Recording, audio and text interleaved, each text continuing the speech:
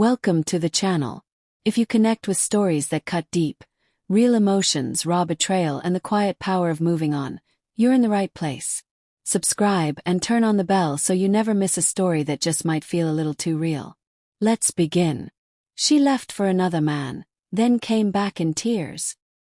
Evelyn waited in the living room with the stillness of someone who had already made up her mind. Her fingers were laced tightly together, resting on her lap. The ticking of the clock above the fireplace filled the silence as dusk crept through the windows. When Marcus finally walked through the front door, the weariness of the day hung heavy on his shoulders. His tie was loose, his shirt wrinkled, and his eyes scanned the room instinctively for comfort. What he found instead was his wife sitting upright at the dining table, her posture rigid, her expression void of softness. He paused. He knew immediately something was off. Evelyn didn't waste time. She simply said, "We need to talk." Marcus set down his briefcase slowly, almost cautiously, as if he could stall what was coming just by moving gently. "We've had talks before," he replied, trying to steady the atmosphere. "But this feels different." Evelyn nodded. There was no warmth in her voice. "I want a divorce." There was no build-up. No mention of needing space, no suggestion of therapy, no sign of struggle, just a final decision delivered like a business transaction. Marcus froze. His heartbeat surged, but his face remained eerily still. It was the kind of calm that precedes an emotional collapse. He lowered himself into the chair across from her, as if sinking into a reality he wasn't ready to accept. He stared at her, not in anger, but with the eyes of a man searching for some fragment of hope, for some signal that this was just a test or a plea for attention. But Evelyn sat like stone. She had rehearsed this. With a deep breath, Marcus tried to reach her with words from a shared history. He reminded her of their years together, the midnight feeds when their daughters were infants, the road trips to her parents' lake house, the quiet Sundays when he'd find her asleep on the couch and cover her with a blanket. But Evelyn's gaze didn't waver. Her voice was low, even apologetic in tone. "It's not you. You've been a good man, a great father, but something in me changed. I don't want this life anymore. I need to follow something else. Even if it doesn't make sense to anyone else." Her words cut deeper than any accusation. Not because of what they said, but because of what they refused to explain. Still, Marcus held his composure. "If this is what you believe you need," he said, "I won't fight you. But I will not be erased from our daughters' lives. I won't become a weekend memory."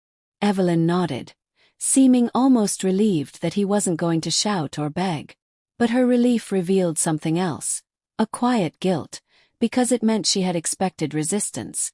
Then she mentioned her friend Rachel, an old college buddy who just happened to be a divorce attorney. And suddenly, the missing pieces fell into place for Marcus.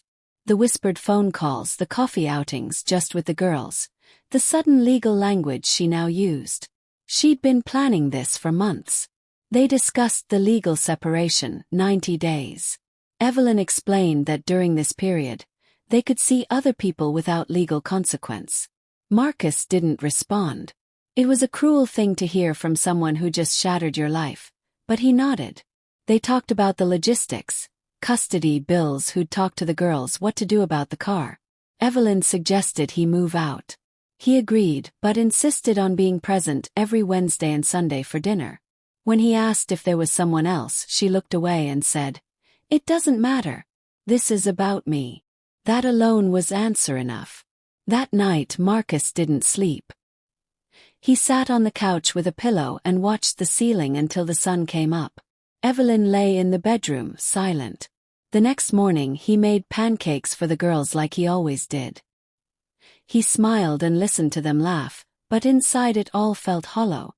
Evelyn sat at the table pretending everything was normal, but her eyes gave her away. They resumed talking details. Marcus found a small studio 5 blocks from work. Not much, but enough. Evelyn agreed to keep the car.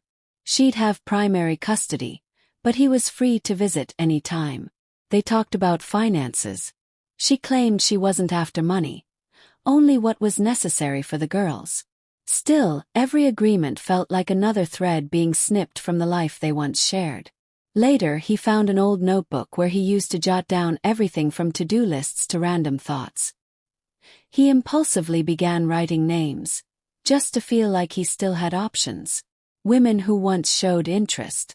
Among them, without realizing, he wrote Natalie, Evelyn's younger sister. The moment he noticed, he scratched it out hard with his pen and shoved the notebook to the bottom of the drawer. It wasn't real. Just a desperate gesture to convince himself he still existed beyond the title of husband. Weeks passed. Evelyn kept up the illusion of normalcy, but everything had changed. Then one evening, she showed up at his apartment unannounced. Her eyes were red. Her voice was fragile.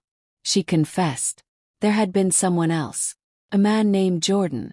He was married with 2 young kids. The affair started casually, introduced through Rachel. But when Evelyn filed for divorce, Jordan backed away, stopped replying, became cold. She was now alone. Marcus listened, unmoved. He had suspected this. She cried and begged for understanding, but he had none left to give. He told her, "You chased a fantasy. And while you were off searching, I was holding together what you abandoned." She tried to stay, hoping for forgiveness. But Marcus stood his ground. "You chose to leave. Now live with it." 2 days later, she returned again, claiming she left a code behind. He let her in. While searching, she stumbled across the old notebook. She flipped through it, and there it was. A list. Her eyes stopped at one name, Natalie. Her face changed. "You wrote down my sister's name?" she asked, trembling. Marcus didn't flinch. "Yes. And from the moment you walked out that door, I stopped owing you explanations." "You're unbelievable," she snapped. "You played the victim, and now look at you." He stepped closer and said with quiet steel, "You had an affair with a married man. You lied to me. You blew up this family. And now you want to lecture me about boundaries. If I want to date your sister, I will. You lost that right the day you walked away." Evelyn stood frozen. She wanted to scream, cry, to defend herself. But she couldn't. She left in tears. Marcus didn't chase her. He closed the door and sat back down, leaving the notebook untouched. What once felt like desperation now marked a line. That marriage was over. Forgiveness might be gone too. But for the first time in a long time he felt still. Not happy, but grounded. When the 90 days ended, Evelyn asked to meet. They met at a small cafe. She looked like someone barely holding herself together. She said she still loved him. That everything had been a mistake. Marcus looked at her calmly and said, "We're signing the papers tomorrow." Her lips quivered. "You're seeing someone, aren't you?" He gave a small smile. "I don't owe you that answer." She looked down. "Jordan ghosted me." Marcus leaned forward and asked gently, "Then why did you leave in the first place?" She couldn't respond. And that was the moment she realized. She had gambled everything and lost. Life has a way of showing us who people really are. And sometimes silence is the loudest answer of all. If this story struck a nerve, leave a comment below. And if you're still standing after your own heartbreak, you're already winning. Don't forget to subscribe. More stories like this are on the way.